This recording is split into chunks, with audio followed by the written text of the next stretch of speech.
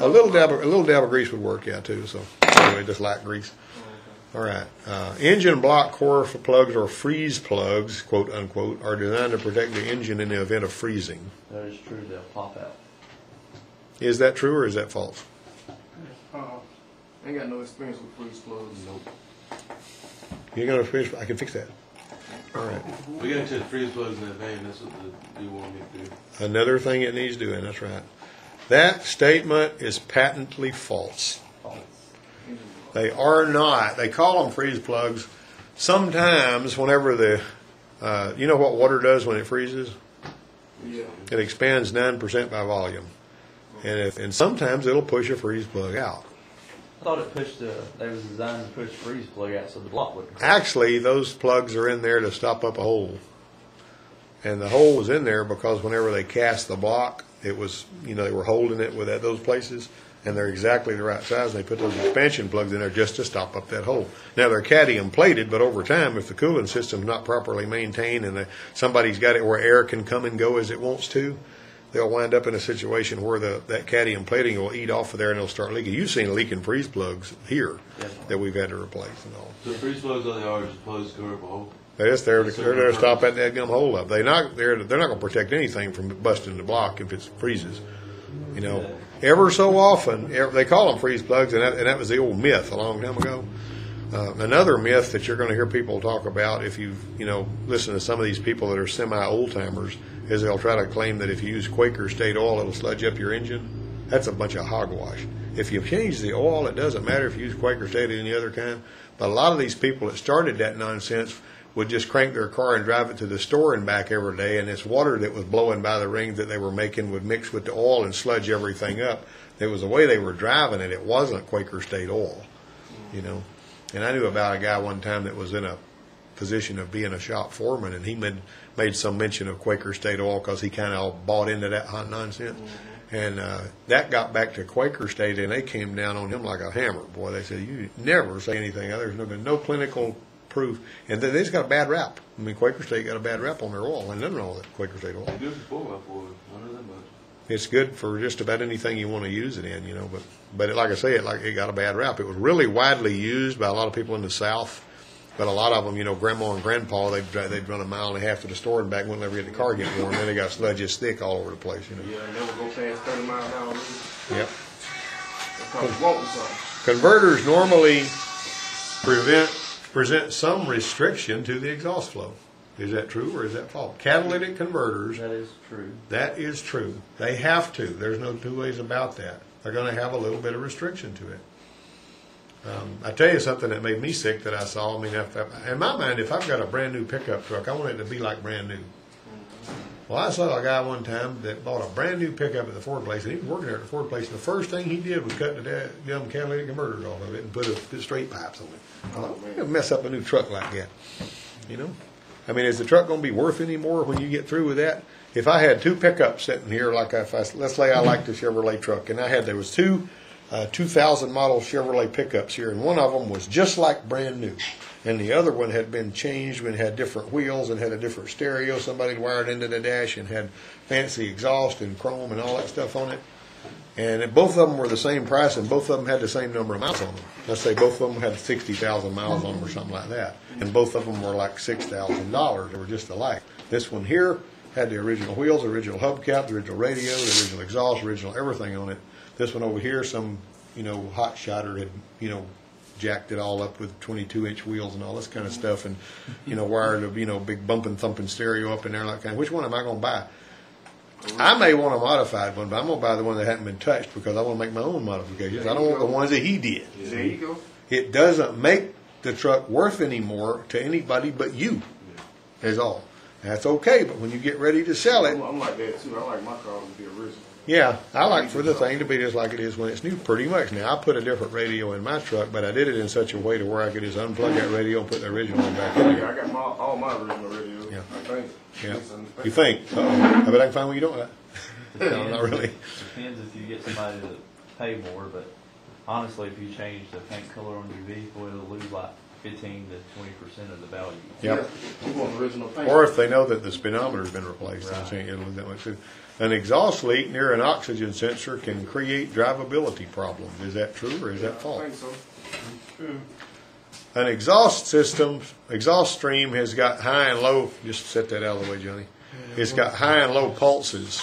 Very good, Johnny. Just jerk my other stuff, slam off the table. Oh, I figured it. Oh my goodness! All right, but anyway, if you've got if the exhaust is pulsing through, and you got an exhaust leak, particularly if it's upstream of an oxygen sensor, it can actually suck air in there and make the oxygen sensor think that the engine is running lean. Now, what happens when the engine controller sees the oxygen sensor reporting a lean condition? Don't throw more fuel on it. Yeah, and it's fuel it don't need. Right. So you wind up with one that's running rich because there's a little bit of an exhaust leak just upstream of the oxygen sensor. That's part of the deal with that. I like my car. Yeah, you can make that happen and all that. So, now, did you put an oxygen sensor on yours? Did it do any good? I think it did. You think it did? All right then. You ever change the throttle positions? Nah, because I think I need to get a gasket for my Oh, All right. throttle bar. Oh, and those gaskets are really expensive too. Okay, well, they usually cost $289.95 plus tax. What percentage of consumers have preventative maintenance done on their cooling systems? On their cooling systems, what percentage? Oh man, I know that's a high percentage right there. Come on then. What percentage of them actually have it done? What is it, Greg? 30. 30%. Greg is absolutely correct. 30%. Most people don't even think about their cooling system. They fumble around and they Oh, actually, you're talking about the fans and radiators. the radiator and the coolant. Oh, okay. You know, how heavy I'll coolant put my change? You need to change the coolant regularly. I was going to change the coolant on my F-150 out there, but it's got the gold motorcraft in it. And when I looked in the maintenance guide, it said you didn't have to replace it until 100,000 miles. So I've only got 90,000. So I'm going to wait till the next, you know, when I get close to 100,000, then I'll go ahead and swap it out. But it's got that yellow motorcraft gold coolant in it, which is, you know, a different formulation. Yeah. But there's all different colors of coolant. As a matter of fact, I got a chart over there that tells you different things, that Xerox chart. There used to be a Xerox antifreeze commercial that would come on TV when I was a boy, and they'd have a steel can, looked like a paint thinner can, but had antifreeze in it, of antifreeze, and they would take that can on that commercial, they'd poke a hole in it with an ice pick, and it would, you know, down low, and it would start leaking, and it would quit. Then they'd go up a little higher on the can, they'd poke another hole, and it would start leaking, and then it would quit. They just poked a hole in the can. It was all, it had leak stop built into the antifreeze. Xerox was that. That was I don't know why. I don't know if they quit doing that for a particular reason, but that used to be their claim to fame. That was a TV commercial they had where they'd poke a hole in the can, it would start leaking, and then stop leaking. And they were going from bottom up, so you know the fluid wasn't going down. You see. Anyway, they must have poked a dozen holes in that can in that commercial. I bet I could find that commercial on YouTube somewhere. You know, Xerox antifreeze commercial. You know. Leak That stuff. wouldn't hurt the engine with that stuff built in it? I don't know. I mean, I never did that. I would notice that before I actually started pulling steel. I mean, I'm talking about it was probably in the mid '60s.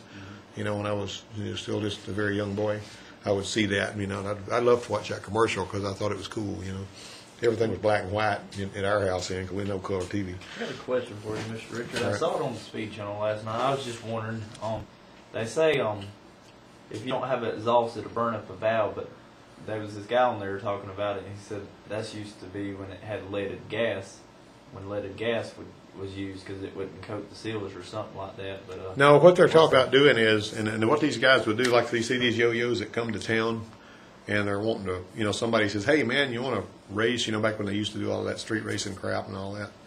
And if this one guy down in Port Arthur was saying, if these guys, you know, were sitting there and somebody comes and challenges them to a race, I would usually go with the home guys, you know, on who was going to win.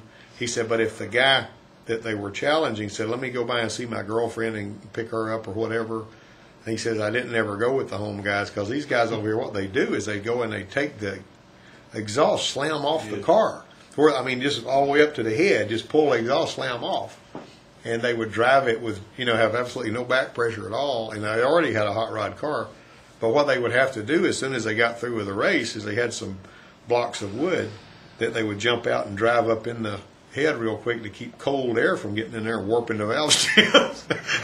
I mean, because the valves are really hot, and all that cold air getting up in there, can warp them. Right. Now, usually it won't, but if it does, you got to, pull the head off and do a valve job. Wake up, Greg. All right.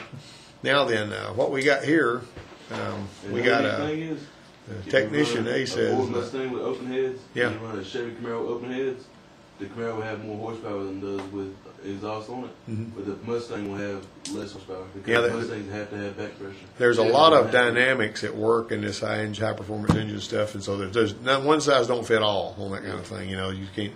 And like I saw that one car that Ford Taurus that I saw that time that was, and I talked about in here during one of the things, and it would crank when it was cold and couldn't keep that sucker alive for nothing. It was a brand new car. It only had like 1,800 miles The on it. one that was running real fast. And it would fly. I mean, it was a plain old Taurus, but I said, gosh, this thing will run like no Taurus I've ever seen in my life. When I checked the compression, it had 210 pounds. And it was supposed to have like 160. Yes, Why they does showed- Sam Elder running crappy like this? When it's idle, when I finally could keep it running to where it would idle, it would labor knock a little, it would smoke a little bit when it was idling, and it ran like no Taurus I'd ever driven. That was just a stock Taurus, I mean, this thing would outrun a police car. It was just throw you back. Had diesel in it. No. No, I had diesel. Had diesel in it. Somebody had a rental car, somebody pumped some diesel into it. And that diesel, if you could ever keep it running by feathering the gas and all, keep it running long enough to where it could get over this cold spell, and it would absolutely scream. So I told David Buck about that, this guy from over in Andalusia. The first thing he did was went and put a bunch of diesel in his pickup so he could run with it. Well, you got to have the mix exactly right. And all he did was make it run like crap. So I mean, I can't say I know what the mix was, but I got gas on my hand after I worked on that stupid thing for 4 or 5 days off and on, trying to figure out why it wouldn't run right. You get some gas on your hand, you do like this, and whenever you wave it away, you smell diesel. Ta-da! It's real easy. And I got to where I could hear that pretty good. I'd hear other vehicles running crappy like that down there, and I'd go down and say, that truck's got diesel in it, I bet. If you check, and they'd check, oh, yeah, sure does. But anyway, let's see. Technician A says the condition of the coolant is tested during a test strip. Using a test strip to indicate the pH level. Technician B says the condition of the coolant is tested using a voltmeter test for electrolysis. Who's right about that? Ding, ding, ding, ding, ding. You need a lifeline? How in the world do you use they use a misspelled voltmeter, but a voltometer? How do you use a voltmeter to check coolant? Go to the negative, take the radiator cap off, dip the voltmeter in the coolant. If you see 4 volts in there, you got some issues, and electrolysis is going to start eating the block away. And if you got a like rusty water, a lot of Aerostars were like that too. You take that thing and you measure, you'd find all kind of electrolysis. They make radiator caps. How many of you guys have been around saltwater boats enough to know that they have these little things on the back of the boat? The aluminum saltwater, the aluminum boats that go in saltwater, electrolysis will literally eat that boat away. I mean, molecule by molecule, and you'll wind up with no boat, because the seawater just pits it and eats it out. Unless on the back of the boat back there, or somewhere on the boat, you put these anodes.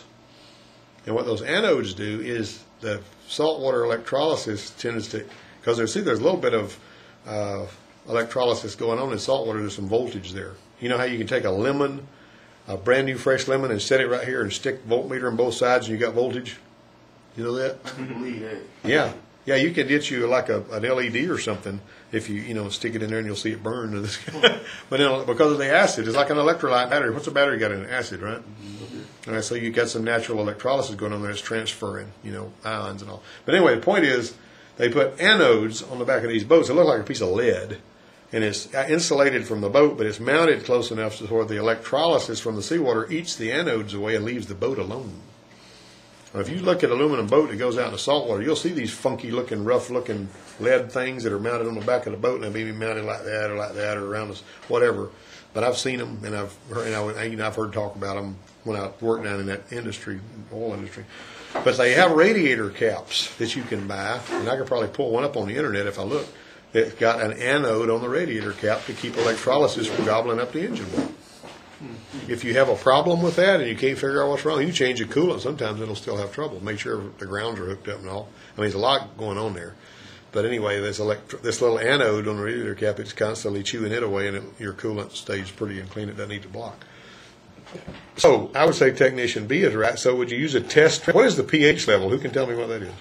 Like 0.7 or get up to 3, 4, 5.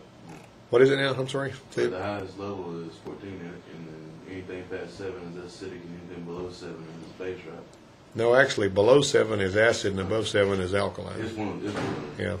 Well, battery acid is at 1.0, and a Coca-Cola is at 2.5. So you put a T-bone steak in a bowl of Coca-Cola, it's gone in 2 days. You know, Coca-Cola's nasty stuff, with all due respect to Coca-Cola. You know, any of them carbonated drinks are like that. So 6. So if you don't want a lot of acid in there, do you? And if your coolant gets to where it's too acid, right? That's question number 6, isn't it? Right. All right, both of those guys are right. You don't want coolant that's too acid, and you don't want coolant that's too alkaline either, really. Now, what is an example of something that's alkaline that you might use around the house? Battery. No. Well, alkaline batteries, you're right, but I'm talking about some stuff you would use that was alkaline. Hey, I thought I smelled something. Where's uniform man? Smell some clean uniform. Oh, yeah, I smell clean uniform. There you go. I used to see people, I'd be at the country store, and I see somebody walk in this door that, that I knew that I didn't, they didn't know I saw them come in, and I'd tell her to walk up behind me, and I'd go, I smell something. Oh, hey, Mike, how you doing? Anyway, every guy has a sense of humor, All right. That one's mine. I'll have to pay you again for several weeks. Let me put that on the desk there. So this one right here is in the middle of the month. All right. Take care of me there now. The uniform guy is here. Lawrence is back. So, both technicians are correct. Technician A says, I've got sidetracked. Drain opener.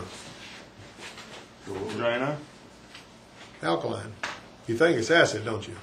Going the other way. It's the opposite of acid. Baking soda. Alkaline. Opposite of acid. See that? That's why baking soda neutralizes battery acid, because it's the opposite of it. So it comes together. Technician A says a hydrometer can be used to test antifreeze protection level. Technician B says a refractometer can be used to test antifreeze protection level. That's question number 7. Question number 7. What about it, guys? What can you use? You know what a refractometer is? You seen one? Didn't I show you one of those the other day? I've shown y'all a refractometer. You know when you put the little drop of antifreeze on it, you look at it through the light, and you got that's a refractometer. Oh, yeah. And that thing is really cool. It's expensive, but it's. You can also check your battery acid in that. You can take your electrolyte out of your battery and drop some on there, and it'll give you the specific gravity of that too. Ain't that cool? Funny how that works, isn't it? So you can use both of those. You can use a hydrometer too. The hydrometer is not the best way to do it though. It works. And you also got to make sure you're looking at the right scale on your refractometer, and you're looking at the right deal on your hydrometer, because of the fact that you're different. Propylene glycol is different from ethylene glycol, and different antifreezes and all.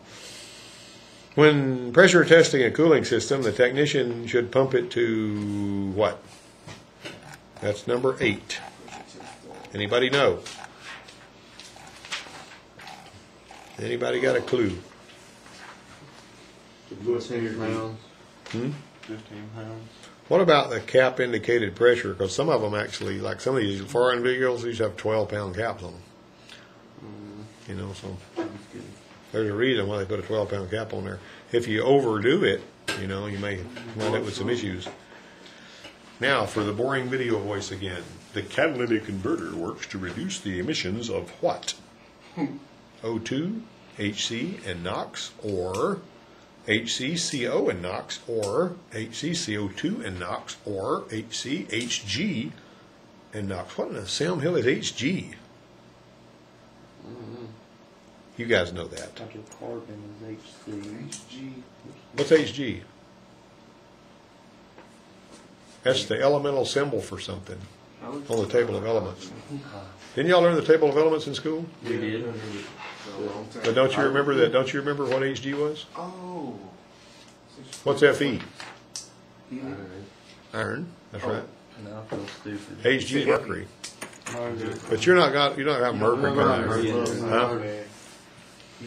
That's All right. a little science. I think number 9 is gonna be 8 or I'm gonna be. B. It's going to be a boy. And remember number 8 now, it was C, that was cap indicated pressure, right? Yeah. Because it's referring to the harmful. Yeah, the harmful stuff is hydrocarbons, carbon monoxide, and NOx. That's going to be a B.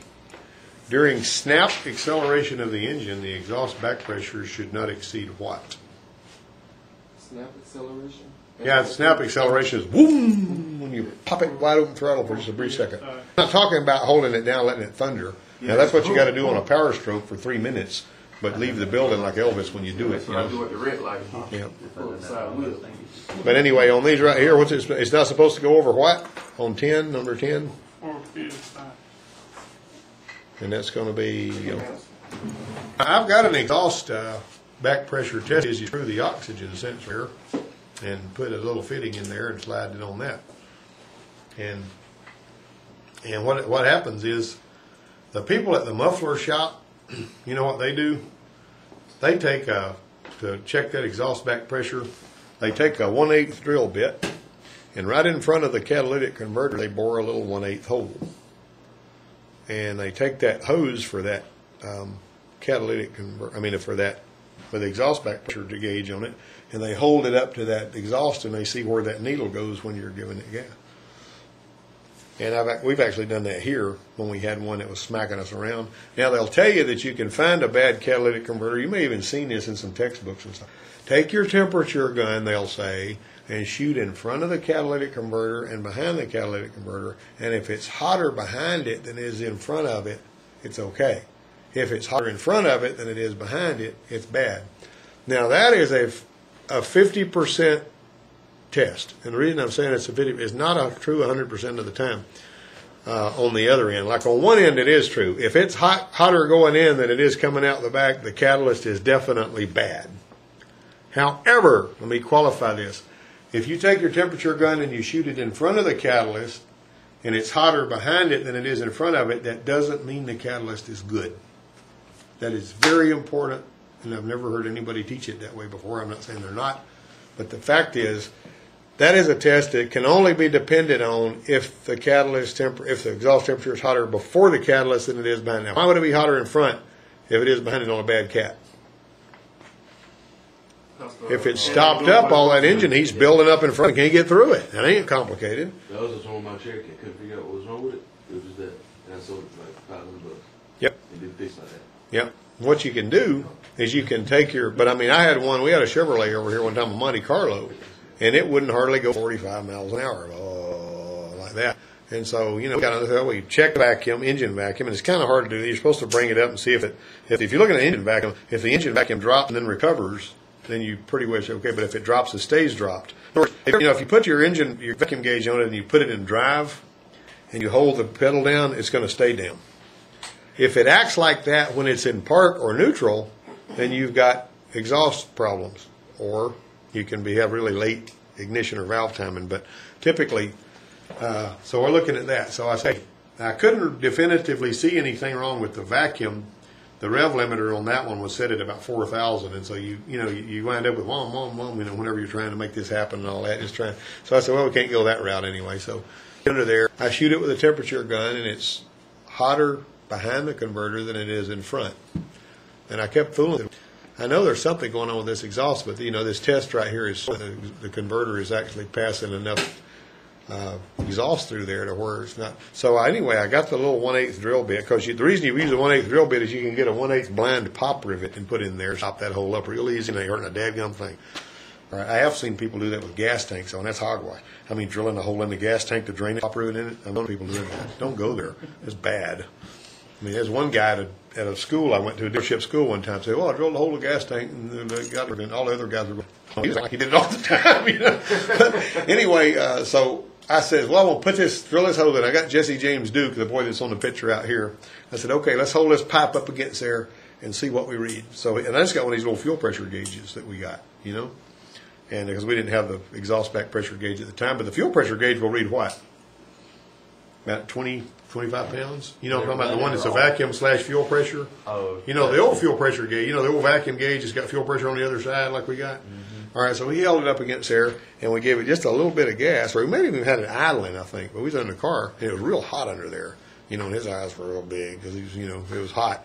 But when he held it, I took a picture of it, and that thing pegged the needle. I mean, it went slam out of sight. It was like incredible.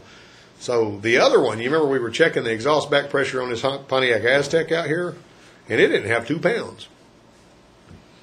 Isn't that something? I mean, it was like, but it didn't have an exhaust problem either. Don't you remember what was wrong with that one? Wouldn't hardly run about 45 miles an hour. Felt like stop-up exhaust, but that ain't what it was. It was a mass airflow sensor. We unplugged the mass airflow sensor and it defaulted, started using Mountain PP, and it would run like a race car with that unplugged. I was trying to remember mount sensor or fuel filter. Yeah, it was a mass airflow. And here Ben's, still got that problem with his. Vacuum is measured in what? HG. What is HG? Mercury. Bingo, that's what I just got through telling you. Right? Catalytic Converter regularly operates in temperatures between 1200 and 1600. Now on your newer vehicles, you can plug your scan tool in and it will tell you the temperature of the catalyst. Isn't that interesting? It is. Do we have one that does that yet? What? Measure the temp of the Catalytic Converter. One what? Scan tool. Oh yeah, all these Nemesis scan tools will do that on the right vehicles.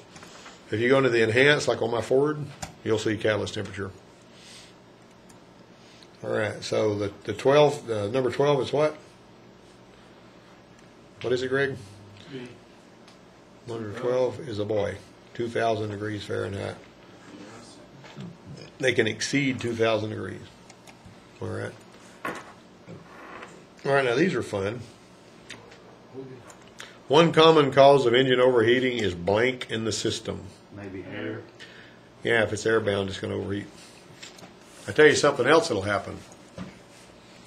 I was looking at a Chrysler one time that was overheating, like a Chrysler, or like a 95 model Chrysler. And this silly thing was not showing hot on the temperature gauge at all. It was showing right up in the middle.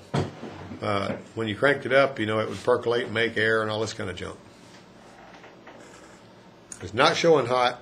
It's percolating and making air. Well, a lot of the times, if there's an air bubble present there it's right there at the coolant temperature sensor, the air in that air bubble won't be as hot as the coolant, so it'll actually read cooler than the coolant actually is. So they usually try to put that silly sending unit where it's going to pick up the hot coolant. But in that particular case, it wasn't doing that, and it turned out that I would have sworn that car had a bad head gasket because it was making air and all that. But it turned out that the darn thing had a bad thermostat. That's all it was. Okay, what's the rule of thumb there? If you're checking on one that's overheating, do the cheap stuff first. Do the thermostat. Don't pull the head until you've checked the water pump and the thermostat and all this stuff. You know what I'm saying? Mm-hmm. I mean, you don't want to pull the head and do all this expensive work and you find out the thermostat was stuck later. Oh, yeah. You can go there. And that happens, all the time. I don't want to do all that. Another common cause of overheating is the thermostat sticking in the what? Closed. That doesn't happen very much anymore. I used to see that when I was first coming into this business and, working with my dad and pumping gas at a filling station when it was 40 cents a gallon and all that, and we worked in the shop on cars, and the thermostat seemed to stick fairly regularly on those cars. But nowadays, the silly thermostat sticks open or they run too cold. I mean, that happens a whole lot more than, at least that's in my perception. I may have been, an engine needs to run about 200 degrees if it's going to be healthy. If it's running colder than that, you're probably going to get codes like a PO128 or a PO125 because it needs to run more. You remember what was going on with Papa G's 4.3 Chevrolet out there the other day? The engine coolant temperature sensor was lying through its teeth. It was reading 77 degrees. And the engine was warmer than that. I mean, it was hot enough to where it would. Exactly. And we were looking at that, and I said, well, fiddle faddle. So, he needed to take it, and so I let him take it. And then I took when he came back in here, he was saying, well, my truck won't idle. I said, well, I know we need to replace that coolant sensor because the coolant sensor provides for it sends it on a class 2 line up there to the cluster. It gets the information for the gauge, which we're reading bone cold, and also the coolant. It wouldn't go into closed loop. It was an open loop all the time because it wasn't paying attention to the oxygen sensors because I didn't think the engine was warm enough to do that. So I put an engine coolant sensor in it, and we put another thermostat in it to make sure that all that was okay, and it's running 200 degrees now, everything's fine, but it still wasn't idle. And then when I took the stupid idle air control off of there. The end had screwed itself off. It fell down into the intake. Ain't that wonderful? You know, it's not supposed to screw itself off of there ever.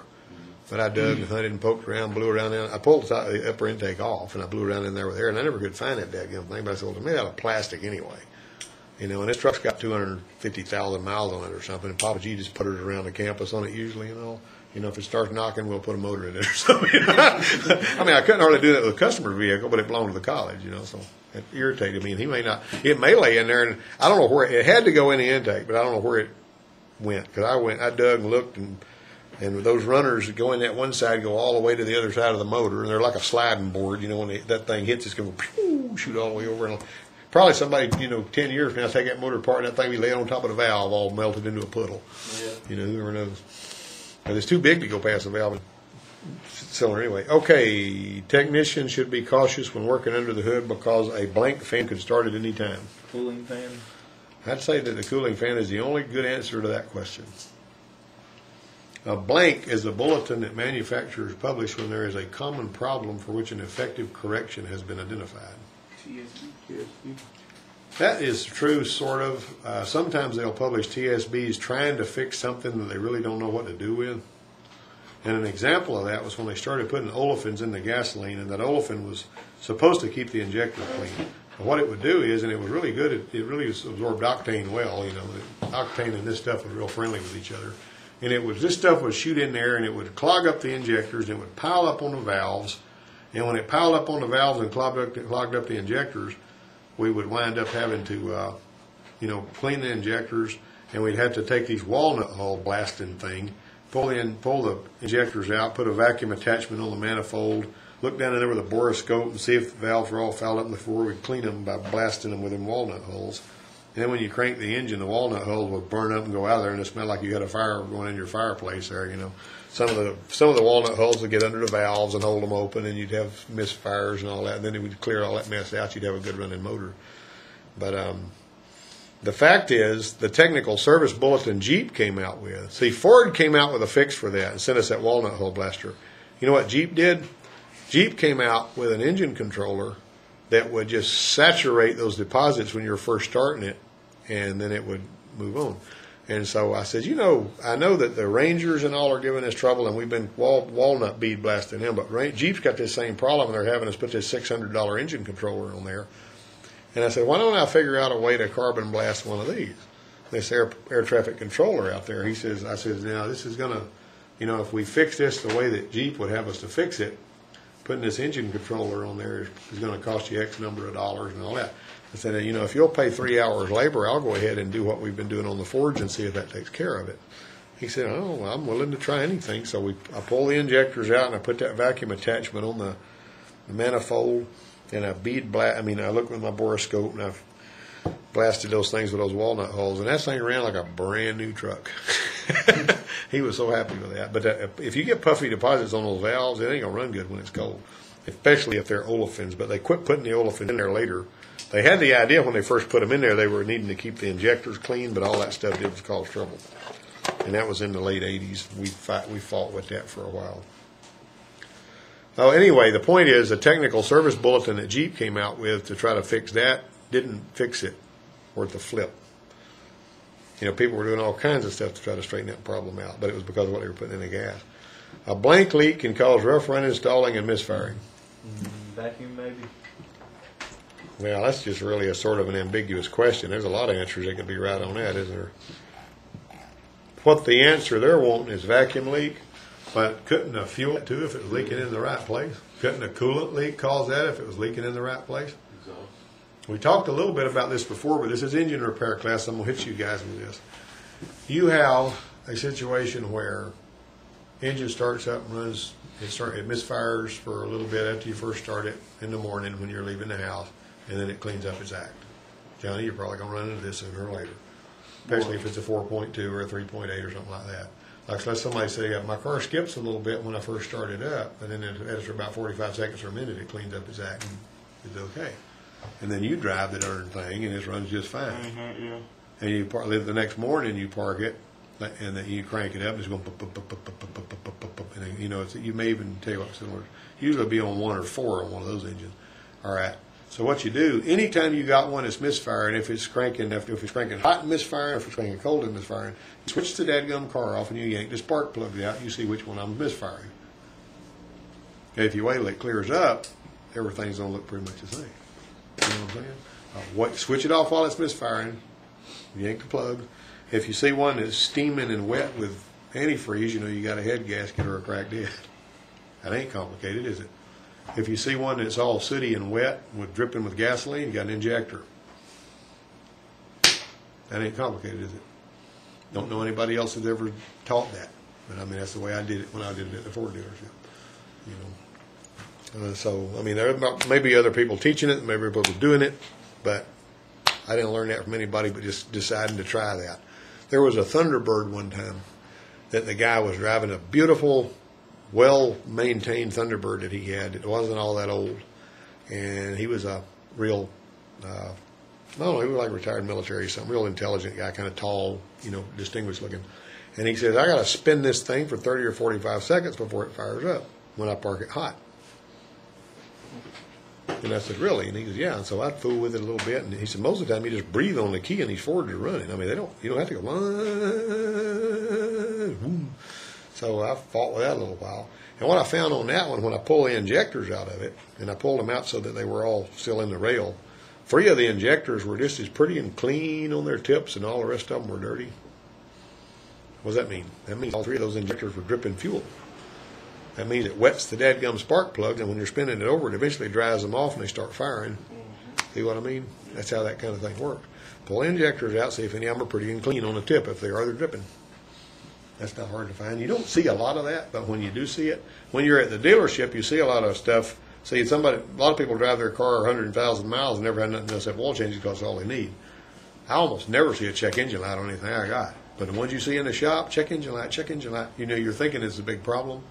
But I mean, I've driven a lot of cars with check engine lights on it, and we never see a check engine light on the cars we own. You know, but the ones that you see in the shop are in there all the time for check engine light. Now, a lot of your independent shops will spend $500, $600, $700, $800 of your money trying to turn off a check engine light, and it still comes on. And then they're ticked off because, yeah, they got the money, but they want you to just go away. And, you know, when you paid them to start with to fix the light, you know. I've known of that kind of thing happening. Some of them just pop them and say they're fixed. Huh? Some of them just pop them and say they're fixed. Yeah, they're tough, but you Pop can. them and say they're fixed. They're what now? Pop the bulb and say they're fixed. Oh yeah, they will. Oh, yeah. I knew of one guy one time that would clip the wire. Wow. Yeah, just clip they'd find the wire that was going to the check engine light, and there, that's that one there, and they clip it, and it can come on again. Or some of them will drill a little hole down through there and bust the bulb. Didn't you see somebody do that one time or two? Yeah, you didn't do it, but you was, you know. All right. So, anyway, let's see. A vacuum leak's the right answer, by the way, for 17. If you want to, you know, do the book thing. The advantage of a what intake manifold over a manifold made of metal is it does not transfer as much heat to the intake. That's Plastic. aluminum, right? Plastic. Plastic. Yeah. Plastic intake. Yeah. That's about all you see now. Yeah, it is. But, you know, if they backfire one good time, they bust that manifold wide open. Yeah. They just shatter it. And they actually, since there's hot coolant going through some of them, they leak coolant too, so, you know. Yeah, that's stupid with the Mustangs. They got a 3-piece thermostat house, and it's nothing but plastic. Mustangs and Explorers some years. We used to change them all the time. When it starts warming up, we'll be changing them like crazy. That's good, though, ain't it? Yeah. You know why? Because it's easy to work. Gravy, you know, and if you knock it out quick, you know, that's, you turn this many hours, you turn that many hours. See, he's actually co-oping half a day, and he's already on commission over the Ford Place and Enterprise. You know? I was never off a commission. Yeah, they won't, the people in the office won't let them pay anybody anything but commissions, what it amounts to. It's not Derek Call. He would. He'd pay. Oh, it's Derek Call. Well, they won't let him. No, sir. They told him he couldn't pay anybody straight time. That's what they told him. I didn't go first because they told me if I was there for 3 months that I could get my medical. And now they're saying I have to be there 3 months, turning 30 hours a week. Yeah, if you're only working half a day, that's kind of crappy. But, you know, you're considered part-time, and they don't really have to give you benefits when you're working part-time. Nobody does. That's why a lot of the times they'll say, make sure you work less than 40 hours a week, and because they don't want to pay you insurance. But I mean, like, Yep. ain't commissioner full time. Yeah, you will be though before long. You know, modern catalytic converters are considered as what? Oh, wait a minute. Sorry about that. So the plastic intake manifold was the answer to number 18. Number 19, the air filter is designed to catch what kind of matter? Dirty. Particulate, or whatever it's called. Particulate. Yeah, there we go. Particulate matter before it gets in the engine. One time this buddy of mine was working on a car over there that wouldn't start, and he couldn't figure out why, and he worked and worked and worked and worked on it, and he couldn't start. And when finally he took the air filter out, it was so totally clogged with mud because the guy had driven it into the drink. It weighed about 10 pounds. I mean, this thing was like bad, and it couldn't get any air. I mean, it's like you had to. But here's another one too. I got another little story here. This same guy, me and him used to, bounce off each other all the time. Now, I didn't have all the answers, and he didn't either. But me and him together could fix just about anything, But he had his little Mercury Capri in there that had a V6 in it, and it wouldn't start. And he says, man, this thing's beating me up. He's been working on about 2 or 3 hours. He said it's got compression, it's got sparks. He's thinking, he's not throwing parts at it. He's troubleshooting. He's gathering data and all that. But he's gathered all the data he knows how to gather, and he's at the end of the road. This stupid thing ought to start. It's in time. The valves are in time. The distributor's in there right. It's got spark. It's got clean spark plugs. It's got good fuel. It doesn't have rotten fuel in it. He said the stupid thing just won't start. And just off the cuff, and sometimes when you're outside of a situation looking in, you can see clearer than the person that's in the bottle. Yeah. You know what I'm saying? And I said, Donnie, take 3 of the spark plugs out of it. What? He pull 3 of the spark plugs out of it. So he pulled half the spark plugs out of one bank. See if it'll start with 3 of the spark plugs pulled out of it. That's the stupidest fool thing I've ever heard. Well, just try it. What you got to lose anyway? You're beating your head against the wall anyway. So he pulls 3 of the plugs out and it fired up. Boom, boom, boom, boom, boom, boom. What does this mean? And I said, it means the exhaust is stopped up. You're giving it room to breathe. It couldn't breathe. It was being choked because the exhaust was clogged up and the catalyst was up pretty close. When you pull 3 of the plugs out, now it's a 3-cylinder instead of a 6-cylinder. Furthermore, it's not having to squeeze out, so it can actually crank up and run that way. I couldn't drive it like that, but it gave you an idea of what was wrong with it. You go, man, I've never heard of that in my life. And I'm going to tell you the truth, I don't remember where I've learned it at. But this hydrolock thing, I was going to tell you that story earlier. Philip Kirkland went out there and the fuel pressure regulator ruptured, and fuel went through the vacuum line leading to the fuel pressure regulator and hydrolocked the engine with gasoline. Just gasoline all over the top of the pistons in there. So what do you do about that? Pull the plugs out, spin it over. That's good. Not a problem for that. Pull the plug out, spin it over. So Philip, it's just like this 90 model out here that Ben Salter's working on. So he reaches down and unplugs the wires from a distributor because, he doesn't want any spark, obviously, if he's going to have spraying gas everywhere. But where does the Jeep get the signal for the crank? It's got a crank sensor. Pull in the plug of the distributor, it'll do nothing to turn off the ignition spark. So he gets out here and he pulls this distributor thing loose, spins the key, and this thing starts blowing gas out the spark plug holes. And if you look out the parking lot, it looked like an anti-aircraft gun out there. Boom, boom, boom. Big balls of fire. Scared the tar out of him. Oh, no. But, you got to think about where your spark's coming from, Philip Kirkland one day, that's his name, he was over there. And, I'm not about horseplay in the shop and all, but when you got a bunch of guys in there, people are going to do stuff, So I used to have this horn that I would plug an air hose into, and I had a little air valve like for a big truck. It was a big air horn off of a truck, and I screwed a air fitting in there. And whenever it come time for dinner every day, this was just something I'd do. It's 12 o'clock.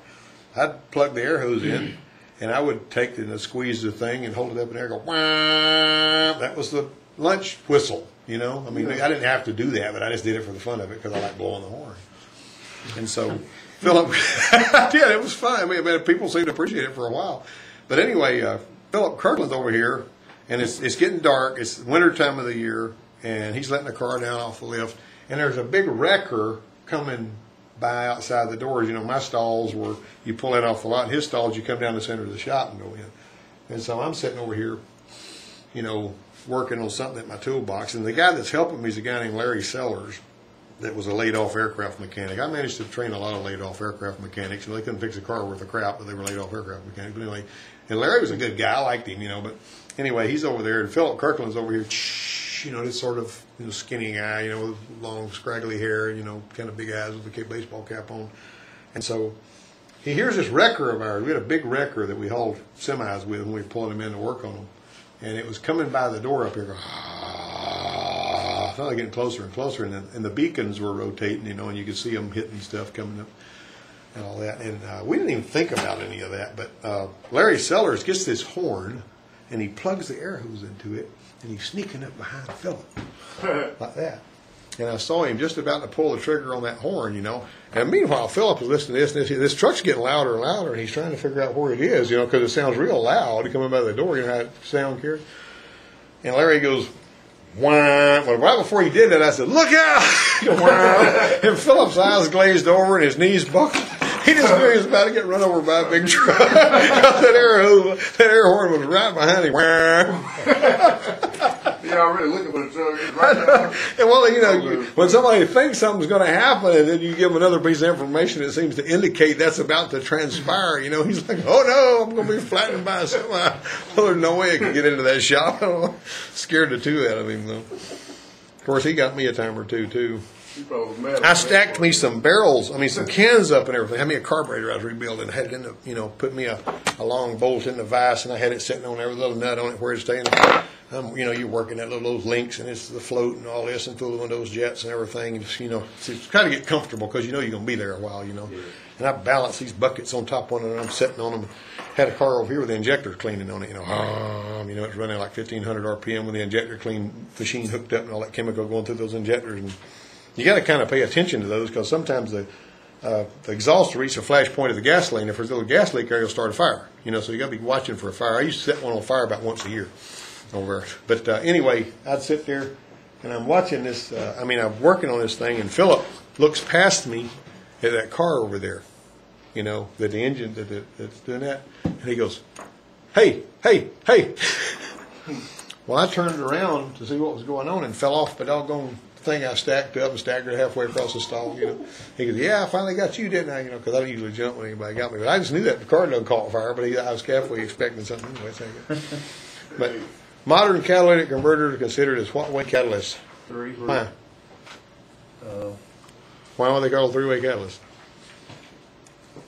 And how is that abbreviated on your VECI decal?